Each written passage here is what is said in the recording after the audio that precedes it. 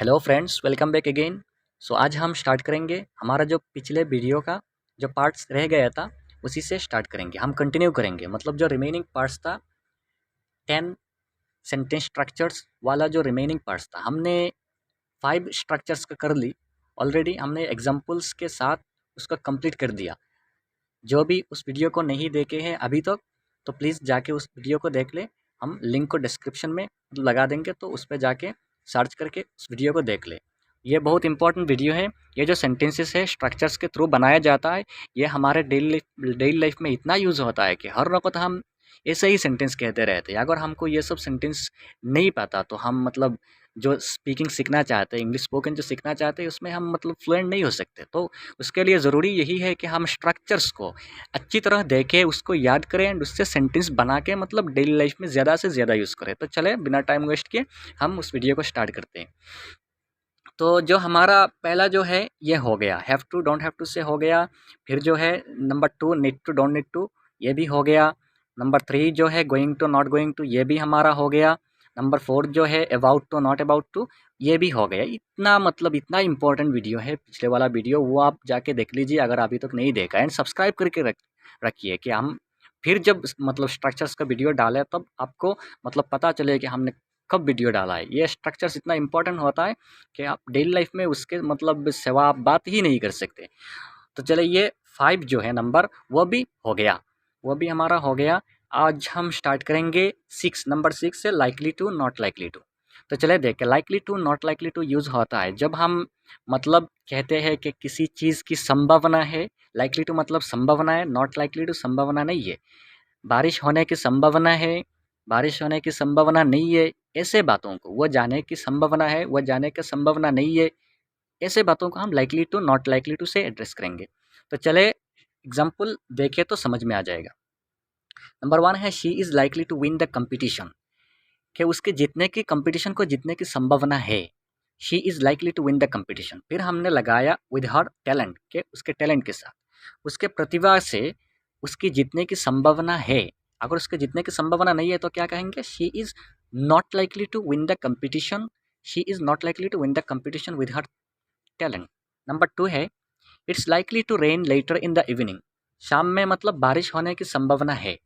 शाम के बाद जो बारिश होने की संभावना है, अगर संभावना नहीं है तो क्या कहेंगे, it is not likely to rain later in the evening. It is not likely to rain later in the evening. Number 3 है they are likely to go on a vacation next month, कि उन्हें अगले महीने छुट्टी पर जाने की संभावना है। They are likely to go on a vacation next month, उन्हें अगले महीने छुट्टी पर जाने की संभावना है। अगर संभावना नहीं है तो कहेंगे they are not likely to go on a vacation next month. They are not likely to go on a vacation next month. तो आप मतलब सब्जेक्ट को चेंज करके बता सकते हैं कि अपने बारे में बता सकते हैं, किसी दूसरे के बारे में बता सकते हैं। दे को चेंज करो सब्जेक्ट से, एंड लाइकली टू के बाद जो गो आया मतलब वर्ब आया, तो वर्ब को भी चेंज करके आप मतलब ज़्यादा से ज़्यादा सेंटेंस बनाइए। नंबर 4 क्या है, he is not likely to arrive on time due to traffic, मतलब ट्रैफिक की वजह से। ये मतलब सेंटेंस को लंबा करता है इसे। तो ड्यू टू ट्रैफिक, ट्रैफिक की वजह से he is not likely to arrive on time, उसके टाइम पर आने की संभावना नहीं है। He is not likely to arrive on time, time पर आने की संभावना नहीं है। अगर टाइम पर आने की संभावना है तो कहेंगे he is likely to arrive on time. He is likely to arrive on time because there is not traffic, ऐसे कहेंगे। तो नंबर 5 जो है she is not likely to forget your birthday this year, कि वो तुम्हारे बर्थडे को मतलब भूलने की संभावना नहीं है। वो तुम्हारे बर्थडे को इस बार, तुम्हारे जन्मदिन को भूलने की संभावना नहीं है उसे। तो अगर संभावना है तो कहेंगे she is likely to forget your birthday this year. Number 6 they are not likely to choose that restaurant for dinner. Dinner होता है रात का खाना, तो they are not likely to choose मतलब उन्हें उस रेस्टोरेंट को रात में खाने के लिए चुनने की संभावना नहीं है। दैट रेस्टोरेंट, किसी एक पर्टिकुलर रेस्टोरेंट चुनने की संभावना नहीं है डिनर के लिए। तो अगर ऐसा संभावना है तो हम कहेंगे they are likely to choose that restaurant for dinner. तो हम पहले जो 3 है वो पॉजिटिव था, हमने उसको भी नेगेटिव में देखा।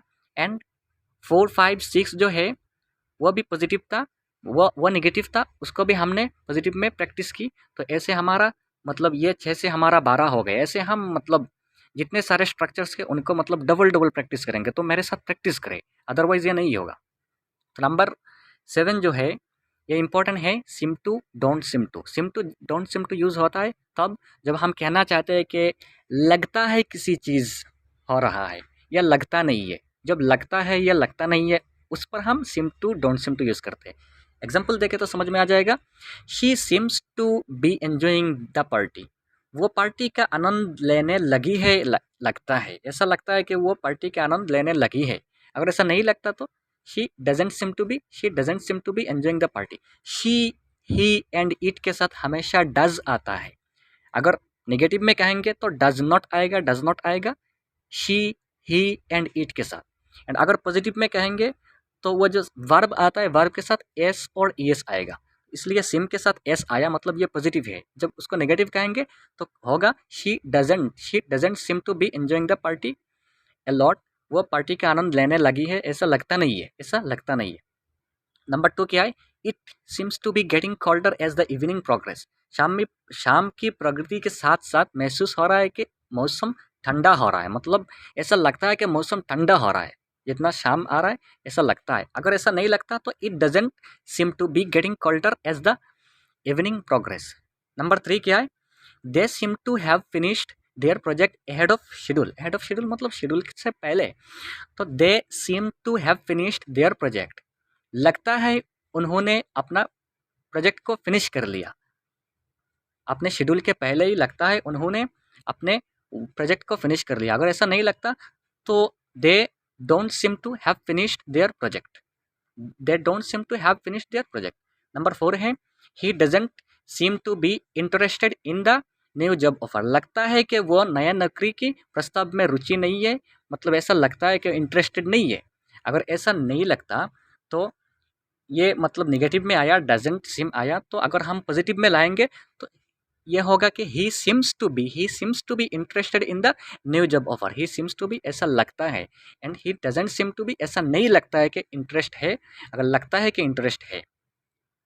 5 क्या होगा, he doesn't seem to understand the concept very well. ऐसा नहीं लगता कि उसने कंसेप्ट को अच्छी तरह समझ लिया, ऐसा नहीं लगता। तो अगर उसको पॉजिटिव में लाएंगे तो होगा he seems to understand the concept very well. ऐसा लगता है कि उसने कंसेप्ट को अच्छी तरह समझ लिया। 6 क्या है, they don't seem to have completed the assignment yet. ऐसा नहीं लगता कि उन्होंने अपना असाइनमेंट को कंप्लीट कर लिया, ऐसा नहीं लगता। They don't seem to have completed, ऐसा नहीं लगता कि उन्होंने अपना असाइनमेंट को कंप्लीट कर लिया। अगर लगता है कहेंगे तो they seem to have completed assignment yet. ये हो गया हमारा 8 नंबर जो है वो willing to not willing to. ये बहुत आसान है। हम जब कहते हैं कि वो करना चाहता है, मतलब वो मतलब करने के लिए तैयार है, वो करने की इच्छा है। जब इच्छा मतलब कहना चाहेंगे तो willing to not willing to लगाएंगे। देख ले एग्जाम्पल को, she is willing to help. Number 1, she is willing to help you with your project. वो आपके प्रोजेक्ट में मदद करने को तैयार है, मतलब मदद करने की इच्छा है। शी इज़ विलिंग टू मतलब इच्छा है, अगर इच्छा नहीं है, तैयार नहीं है तो she is not willing to help. Number 2 है, he is willing to try new things and learn. He is willing to मतलब उसको न्यू थिंग्स को ट्राई करने की इच्छा है, तैयार है एंड सीखने के लिए तैयार है। अगर ऐसा ही नहीं है तो हम कहेंगे he is not willing to try new things. He is not willing to, हम एक बात और कह दें, नॉट विलिंग टू अनविलिंग भी कह सकते हैं। नॉट विलिंग को हम अनविलिंग से भी कह सकते हैं। He is unwilling to try new things. एक ही मतलब मीनिंग्स एक ही होता है, not willing and unwilling. So he is not willing to try any new things and learn, he is unwilling to try any new things and learn.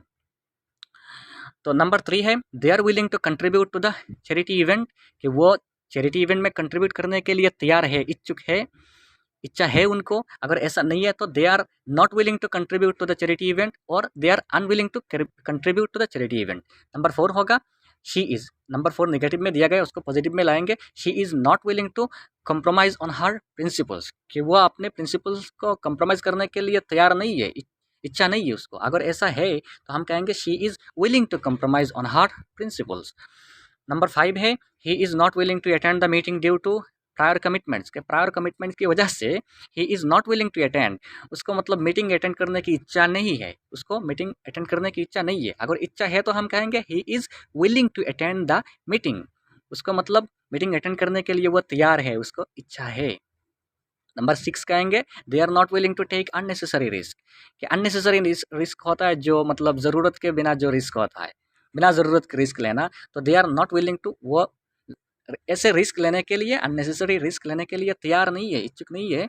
अगर हम उसको पॉजिटिव में कहेंगे तो होगा they are willing to take unnecessary risk, जैसा आजकल होता है कि वो जो यंगस्टर होते हैं वो अननेसेसरी रिस्क ले लेते हैं वायरल होने के लिए। So they are willing to take the unnecessary risk.